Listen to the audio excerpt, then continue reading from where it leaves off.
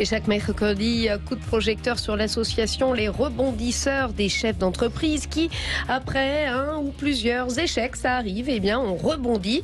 Nous sommes ravis aujourd'hui de les accueillir sur Sud Radio et ce soir nous sommes en compagnie de Julien Mouchet, CIO de Care.Formi, une assurtech d'assurance santé éthique labellisée FT 120.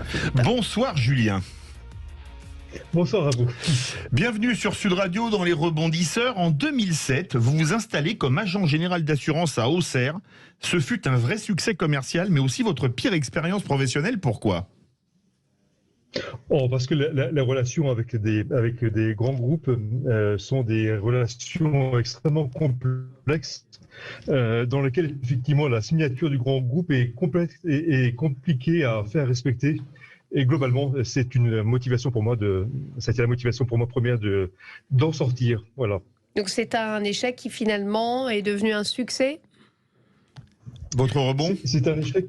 C'est une expérience très fâcheuse sur laquelle il n'y avait pas la possibilité de se défendre compte tenu des forces en jeu, qui m'ont amené effectivement à construire ma solution de ma société de courtage, et à partir de laquelle force était de constater que la nécessité de se consacrer et de mettre le client dans le centre de gravité était la plus grande motivation du courtier pour gérer l'intérêt supérieur de son client. Donc j'ai créé effectivement une première structure en 2016 dont j'étais cofondateur. Qui s'appelait Covers. C'est celle-ci qui était labellisée FT 120 qui s'appelait Covers. C'était celle-ci qui était labellisée FT 120 que vous décriviez effectivement, qui a très bien marché, qui continue à très bien marcher aujourd'hui. Après que je l'ai fait reprendre à la barre du tribunal de commerce en 2021 par un grand groupe.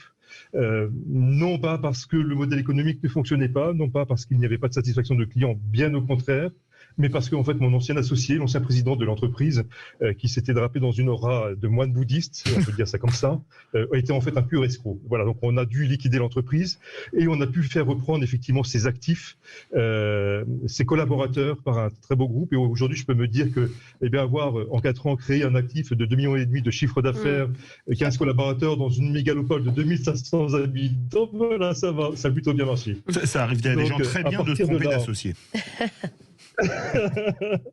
Effectivement. Et les actionnaires, les professionnels de l'investissement, le commissaire aux comptes, l'expert comptable, les banquiers, tout le monde, BPI, tout le monde a été trompé effectivement par cette personnalité particulièrement forte dans la manipulation. Maintenant, la question a été pour moi, à partir de 2021, de me dire, mais finalement, la proposition de valeur qui a été faite tenait la route, la preuve. En revanche, il y avait un plafond de verre sur une innovation particulière que j'avais voulu apporter, qui était celle des services de santé. Et là, en fait, j'ai eu une chance un peu particulière, c'est qu'en fait, l'écosystème avec lequel je travaillais, au contraire de ce que l'on peut appréhender dans une situation comme ça, ne m'a pas tourné de l'eau, mais m'a encouragé au contraire à poursuivre l'aventure. Et du coup, on a créé avec 15 personnes, 15 très belles personnalités du métier de l'assurance, mais également du monde de la santé, Care.Formi, qui est une plateforme d'agrégation de services et d'orchestration de services pour la santé, qui utilise le métier de l'assurance pour faire bénéficier en fait chacun des abonnés aux meilleures conditions de financement. En tout cas, Julien, quand on a préparé l'émission, vous nous avez dit finalement ce que vous retenez de ces expériences, c'est que les échecs vécus, ils révèlent la force de la résilience. Oui, il y a deux aspects en fait. Il y a la dimension personnelle, et élargie avec notre écosystème, nos amis, nos proches, les entrepreneurs autour de nous. Effectivement, la force de résilience, c'est que l'on comprend que à chaque fois que l'on expérimente quelque chose, on grandit un peu plus loin.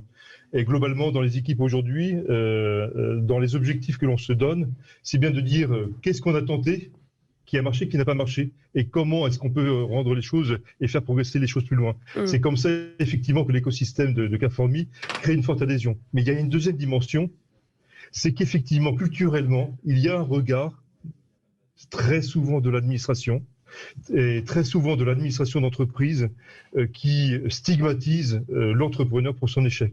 Vous savez, aujourd'hui, en fait, il y a deux activités pour moi. Il y a d'une part, effectivement, la joie et la chance d'accompagner Carrefour, de le mettre sur sa rampe de succès.